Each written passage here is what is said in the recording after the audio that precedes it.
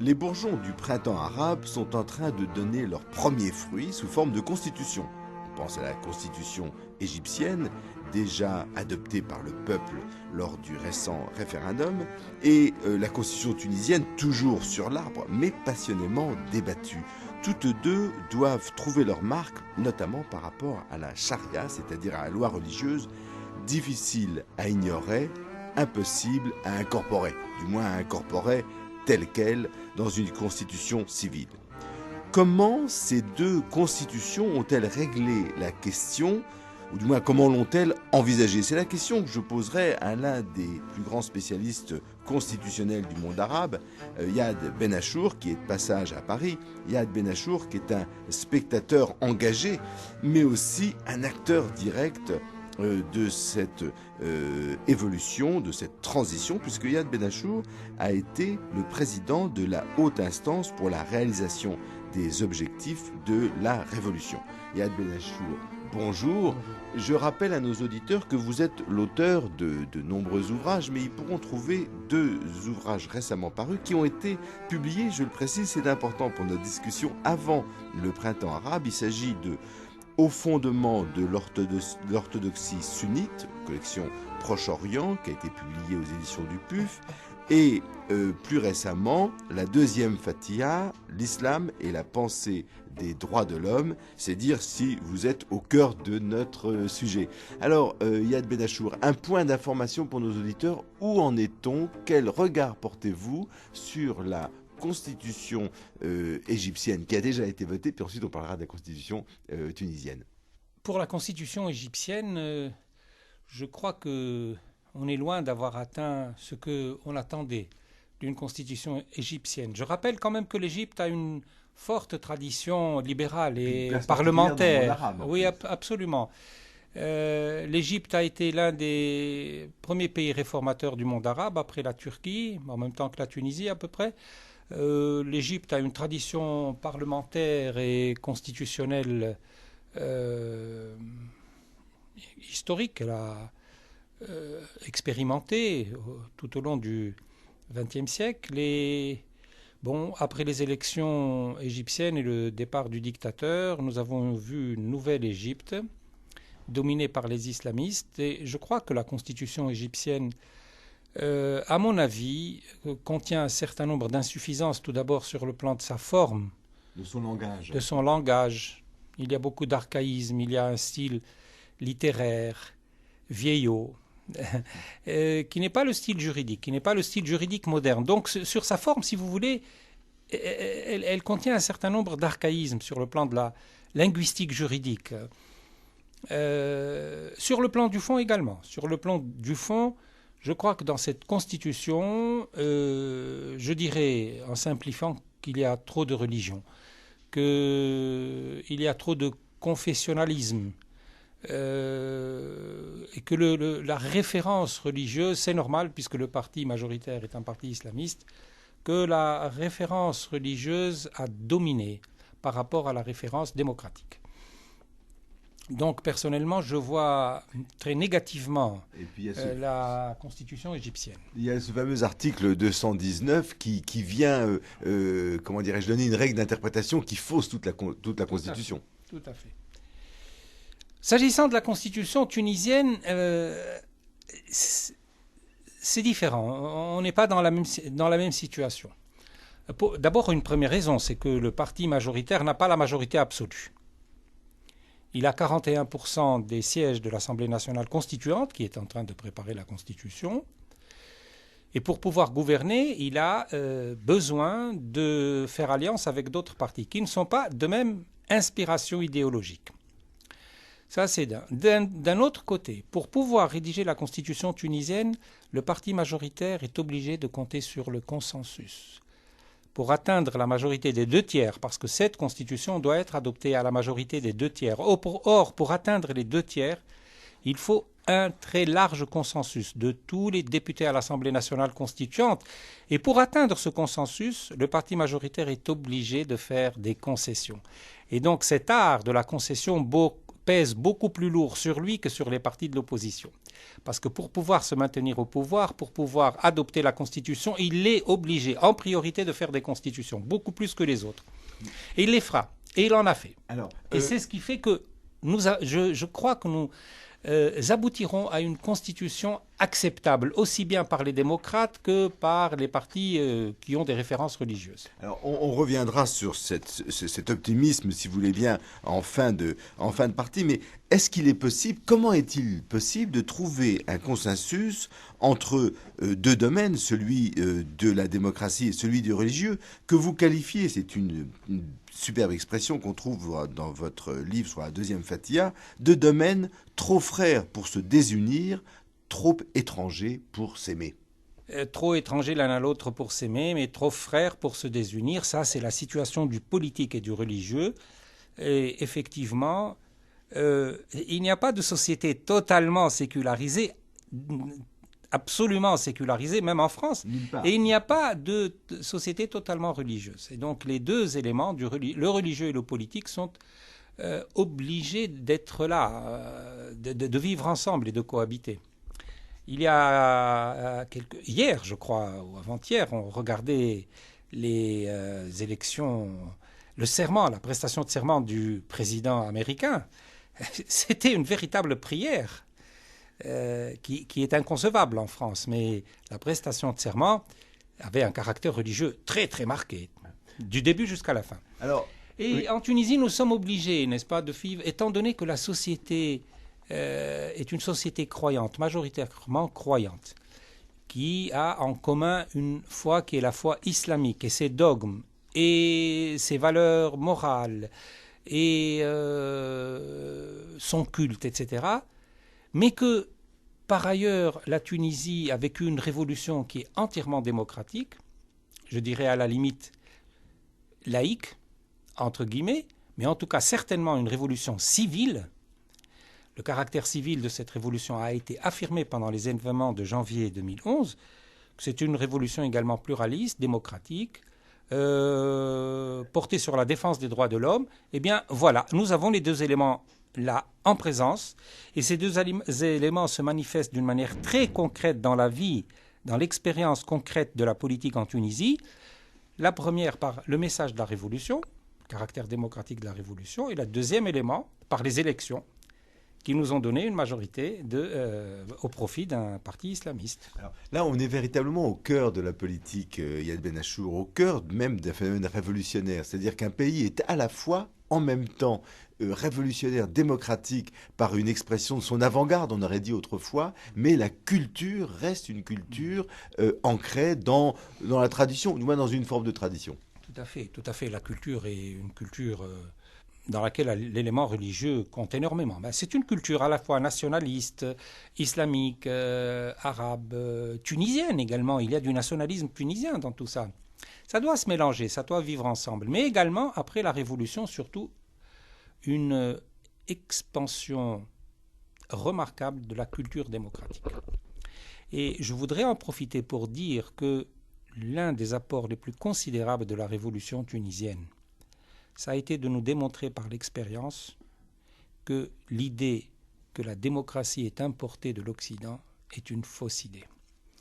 Là, nous avons la preuve, grâce à la révolution tunisienne, que la notion de démocratie, de droits de l'homme, l'aspiration de l'homme vers la liberté, vers l'égalité, vers la justice, c'est quelque chose de constitutif de l'être humain lui-même. Ça fait partie de ses gènes. L'être humain a été créé pour être démocratique. Mais bien entendu, à côté de cette aspiration vers la liberté, vers l'égalité, il y a également les instincts, les mauvais instincts dans l'homme. Ça aussi, ça fait partie de la constitution humaine. L'égoïsme, la domination, le rejet de l'autre, etc. La haine même, la passion haineuse pour autrui. Tout ça également se mélange. La révolution tunisienne, son apport, c'est un message qui est totalement démocratique et civil. Et ce message est là. Maintenant, il fait partie de notre constitution interne. Plus personne ne pourra venir nous dire que la démocratie est une invention de l'Occident, qu'elle est bonne pour les cultures de l'Europe et des pays de souche européenne. Si vous voulez, c'est fini ça. Alors, en général, il y a une tendance que vous dénoncez et qui serait la voie facile finalement pour résoudre cette difficulté entre l'islam et les droits de l'homme. C'est la voie du concordisme, dites-vous. Vous créez ce mot, c'est le concordisme, c'est-à-dire de chercher dans l'islam les fondements convergents avec ceux des droits de l'homme. C'est pas la voie que vous empruntez, Yad Ben Achour. Vous empruntez une autre voie de vouloir tirer les droits de l'homme d'une expérience universelle, celle de la souffrance et celle de l'aspiration à la liberté. Oui, tout à fait. Tout à fait. Je fonde personnellement les droits de l'homme sur ce refus de la souffrance dans toute l'histoire de l'humanité. La souffrance fait partie de notre existence. La misère, la douleur, la mort, la maladie, tout ça, ça fait partie de notre existence. Mais il y a dans l'histoire politique de toutes les nations du monde un retour par l'intermédiaire des révolutions, et c'est ça l'impact des révolutions dans l'histoire, de ce refus de la souffrance, qu'il se manifeste par l'inégalité sociale, par l'humiliation, par l'esclavage, par la torture, etc. Dans toute l'histoire de l'humanité, depuis les révoltes, les révoltes dans l'Antiquité romaine sous la République romaine, en passant par les révoltes qui ont eu lieu sous la dynastie abbasside, jusqu'aux révolutions modernes, les révolutions, c'est un cycle constant de répétition des mêmes réclamations. Plus de justice, plus d'égalité, plus de liberté. Et c'est comme ça, on continue à avancer très lentement, hélas, parce que l'histoire avance avec une lenteur accablante, mais on avance quand même. Le progrès existe. Et c'est grâce aux révolutions. Et donc j'inscris la révolution tunisienne dans ce cycle des révolutions qui font que l'humanité va aller toujours de l'avant vers un peu plus d'humanisme, vers l'amélioration de ses conditions sociales, intellectuelles, l'amélioration de son existence et surtout en politique. Alors, ça veut dire que la révolution tunisienne maintenant fait partie de la mémoire tunisienne. De ce côté-là, elle est déjà accomplie, elle restera, elle est ineffaçable. Comment la transformer en institution ? Comment la rendre compatible avec une culture dont le rythme est moins rapide que l'instant d'une révolution? Tout à fait. D'abord, vous avez dit, et dans la mémoire. Oui, ça c'est sûr. Je suis persuadé que la révolution tunisienne est un des grands moments de l'histoire de la Tunisie, et peut-être du monde arabe. Et quand je dis un événement constitutif de la mémoire, cela veut dire simplement que cet événement constituera une clé d'interprétation de notre histoire. Il y aura l'avant et l'après-révolution. Quand on résume la vie d'un peuple, il y a toujours des moments clés. L'histoire ne se ressemble pas. Il y a des moments, disons, de routine dans l'histoire. Et puis, il y a les grands événements. C'est à partir d'eux qu'on fait le comptage du temps pour les nations. La révolution tunisienne en fait partie. Je crois que c'est le moment clé de l'histoire contemporaine de la Tunisie, et ça restera. Alors ça restera dans la mémoire parce que je pense qu'elle continuera à diriger l'avenir de la Tunisie, l'avenir politique, dans le cas même où elle aboutirait à un échec dans l'immédiat, ce qui est possible. On ne sait pas de quoi l'avenir est fait. Nous savons maintenant que la Tunisie vit des contradictions, des difficultés sur le plan économique, social, l'équilibre régional, le chômage, etc. Donc il y a des difficultés. Il y a beaucoup de déstabilisation sociale. Ça peut, disons, aboutir à des résultats négatifs, à des retours en arrière. C'est possible. Donc je n'exclus pas du tout l'échec de cette révolution. Je dirais même que les élections sont un début, je dirais presque à la limite de contre-révolution. Mais, quelle que soit l'issue, quel que soit le résultat, cette révolution marquera d'abord le temps actuel, mais marquera l'avenir. C'est-à-dire qu'elle restera pour nous le critère qui va diriger notre avenir. D'où alors son importance historique, d'où son importance dans la constitution de la mémoire en Tunisie. On voit le conflit entre les deux représentations, la représentation instantanée de la Révolution et la représentation plus fidèle, plus mathématique d'une société. Mais alors, revenons à la Constitution et à l'articulation que vous proposez. Et d'ailleurs, quand on voit votre œuvre, ça fait longtemps que vous raisonnez sur finalement la possibilité, y compris dans le monde musulman, d'une articulation entre la religion et l'espace civique par le fort intérieur, par l'idée de fort intérieur. Mais qui dit fort intérieur dit liberté de conscience. Absolument.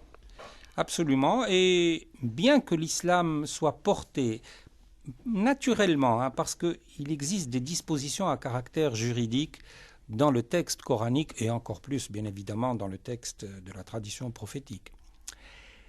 Malgré cette tendance, qui est bien plus affirmée en islam que dans le christianisme, dans son fort intérieur, respect du fort intérieur. Oui, on peut concevoir un islam du fort intérieur. Il suffit tout simplement de considérer que les règles juridiques, les principes juridiques qui ont été émis par le Coran en matière de statut personnel, de droit de la famille, de succession et de droit pénal, sont des règles qui sont valables pour un temps. Et si on peut admettre que le Coran, en tant que texte inspiré, peut être considéré comme un texte au-dessus du temps et de l'espace, on ne peut pas considérer sa loi juridique comme au-dessus de l'espace et du temps. Et donc, il faut relativiser la loi même du Coran en disant qu'elle a été révélée au vu de certaines circonstances historiques.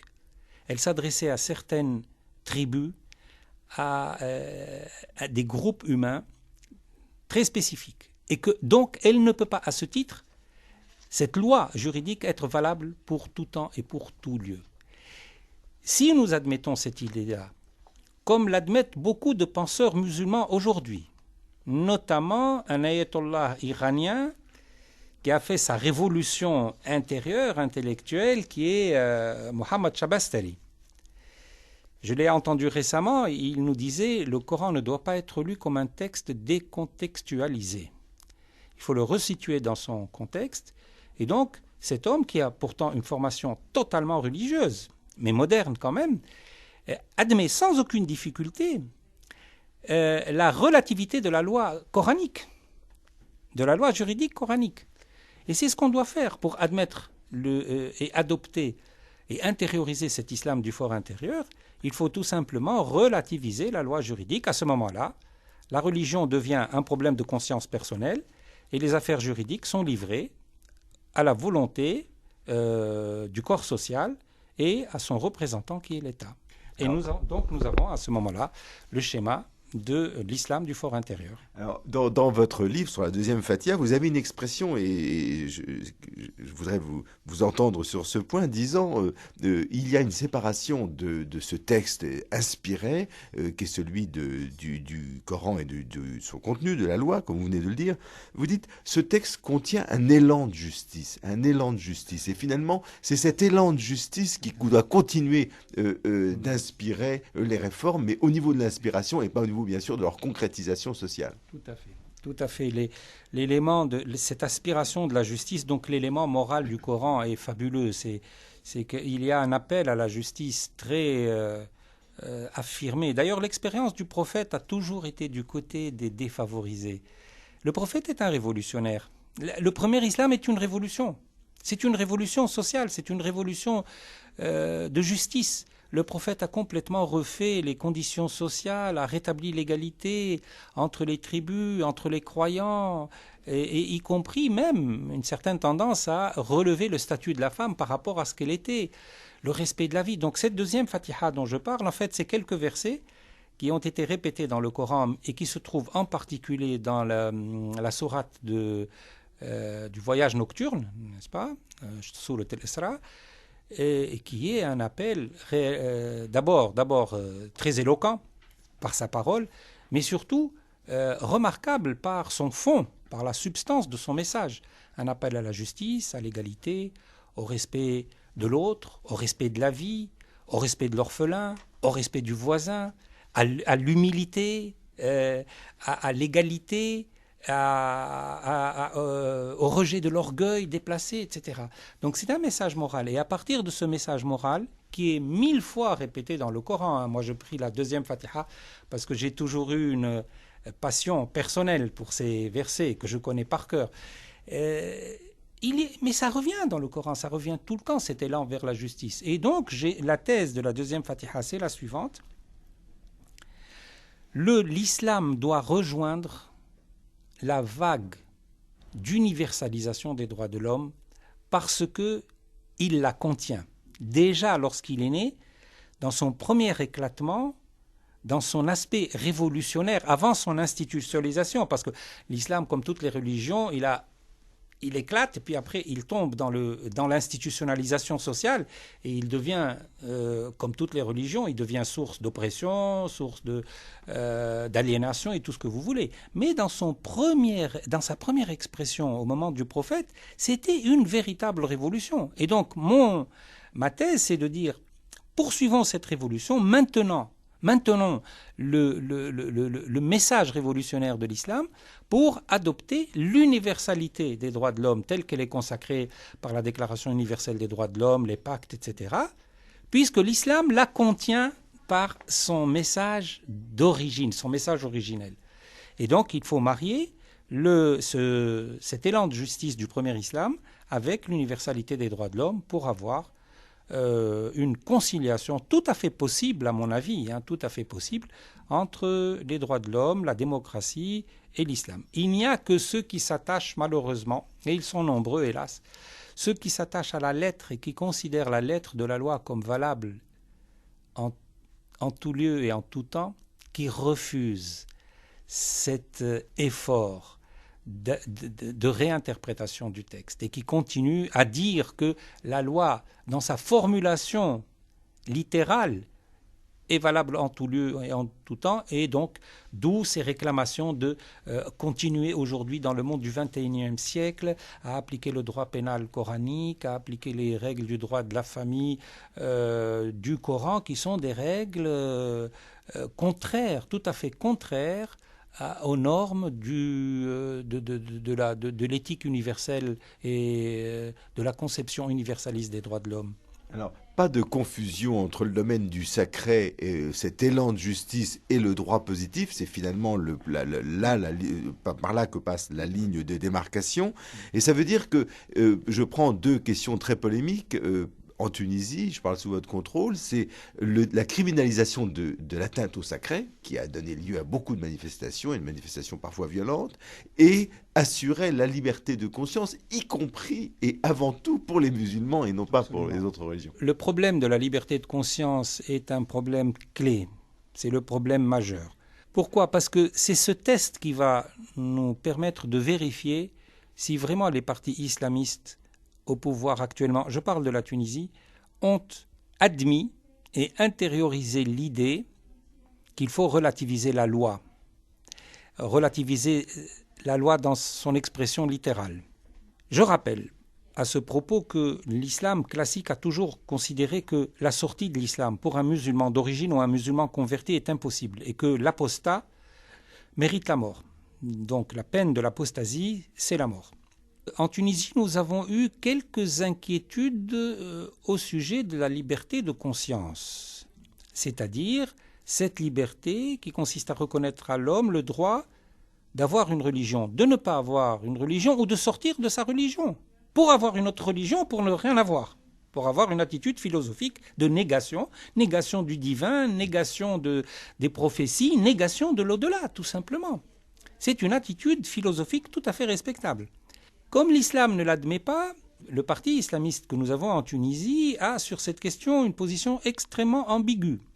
Parfois, il nous dit qu'il respecte la liberté de conviction, la liberté de croyance, la liberté de penser, mais d'autres fois, dès qu'il y a une manifestation d'intellectuels, d'artistes ou de philosophes qui semble toucher ce fondement classique de l'islam, c'est-à-dire la limite de la liberté de conscience, eh bien, on voit ce parti bouger ou faire bouger d'autres forces. Ça s'est vu, par exemple, avec cette affaire de la chaîne de télévision Nesma et la diffusion dessins animés de Persépolis. Ça s'est manifesté par l'exposition de peinture qui a eu lieu à la Hebdeliya, à la Marsa, et qui a donné lieu, soi-disant, parce que certains tableaux étaient attentatoires au divin, à provoquer dans l'ensemble du pays des réactions très violentes. Ça s'est manifesté donc concrètement. Et parallèlement, on a vu ce parti faire deux choses. D'abord, introduire dans la Constitution 2 articles qui pénalisent l'atteinte au sacré, et en parallèle, proposer un projet de loi pour punir de 4 ans de prison l'atteinte au sacré, au caractère transcendant du divin, aux prophètes, aux lieux de culte, etc.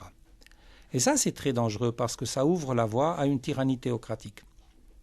Par conséquent, pour moi, le véritable test en climat islamique pour savoir si l'islam s'est véritablement réformé ou s'il reste encore prisonnier de ses archaïsmes, c'est cette liberté de conscience. Dans la Constitution actuelle, le 2e avant-projet de Constitution tel qu'il a été diffusé au mois de janvier 2013, cette liberté de conscience n'est pas clairement affirmée. Nous avons la liberté d'opinion, nous avons la liberté de penser, la liberté de conviction, mais ce n'est pas suffisant. En climat islamique, le véritable test doit consister à consacrer et respecter la liberté de conscience, c'est-à-dire la liberté pour le musulman, éventuellement de sortir de sa propre religion et d'adopter n'importe quel schéma philosophique auquel il croit. Alors, Yad Ben Achour, vous disiez au début de cette émission que vous êtes optimiste sur l'avenir de la Tunisie, et beaucoup de vos amis qui partagent vos convictions démocratiques et en faveur des droits de l'homme ne sont pas aussi optimistes. Comment est-ce que vous pourriez, ce sera ma dernière question, comment est-ce que vous pouvez justifier, qu'est-ce qui étaye votre optimisme, votre confiance dans l'avenir? Oui, tout à fait. Ce qui étaye mon optimisme, c'est que je crois au caractère positif du débat démocratique. Nous y sommes en Tunisie. La Tunisie est divisée, n'est-ce pas, en 2 clans très politiquement divisés. En un groupe qui reste attaché aux conceptions traditionnelles de l'islam, notamment à sa loi, et un autre groupe qui, sans aller du tout à l'encontre de la croyance, croit au caractère civil de l'État. C'est là la division. Ce qui me rend optimiste, c'est que depuis que l'Assemblée constituante est installée, cette confrontation, et même avant, même au cours de la première période transitoire, depuis la Révolution, cette confrontation est là. Elle nous anime tous, mais disons que jusque-là, elle se déroule bien. C'est-à-dire qu'elle nous apprend petit à petit à nous habituer les uns aux autres et à nous supporter les uns les autres, malgré nos divisions. La démocratie, je l'ai toujours dit, ne me condamne pas à aimer autrui, à aimer celui qui ne partage pas mes idées. Le problème n'est pas là, ce n'est pas aimez-vous les uns les autres, la démocratie, c'est supportez-vous les uns les autres. Supportez-vous les uns les autres, c'est-à-dire que moi, démocrate, lorsque je me trouve en face d'un islamiste radical qui veut appliquer la loi de Dieu, couper la main du voleur, renvoyer les femmes chez elles, dans leur maison, établir un droit de la famille qui ne correspond absolument pas à l'idée d'égalité ni d'émancipation, je dois pouvoir discuter avec lui et lui doit pouvoir discuter avec moi. Et la parole a un effet d'apaisement extraordinaire. L'échange de la parole autour d'idées a un effet d'apaisement extraordinaire. Si ça continue à se passer comme ça prendra du temps, mais ça nous apprend en même temps à nous supporter les uns les autres. Le problème, évidemment, c'est qu'on ne verse pas dans la violence. Parce que si jamais l'une des parties, et celle qui risque de verser dans la violence, c'est la partie connue, c'est celle qui, justement, à cause de ses certitudes, c'est la partie qui s'inspire de la religion. Parce que la religion donne des certitudes, alors que la démocratie, il s'auto-justifie. Alors que la démocratie enseigne le relativisme, c'est une culture du relativisme. Si jamais il y a un risque d'utilisation de la violence, ça entraînera automatiquement un état d'anarchie et d'utilisation de la contre-violence, et ça mettra fin à la transition démocratique. Yad Ben Achour, merci. Cette émission a été préparée par Victor Massé de l'Épinay, à la réalisation Viviane Noël. Je rappelle à nos auditeurs qu'ils trouveront sur notre site, à France Culture, sur la page du bien commun, la référence des ouvrages de Yad Ben Achour. Ils pourront réécouter cette émission pendant 3 ans et la télécharger pendant 1 an. La semaine prochaine, nous reviendrons sur la question de la corruption et des paris en ligne dans le sport avec Gaël Rabalan. Mais tout de suite, place à Question d'éthique, l'émission de Monique Cantos-Perber.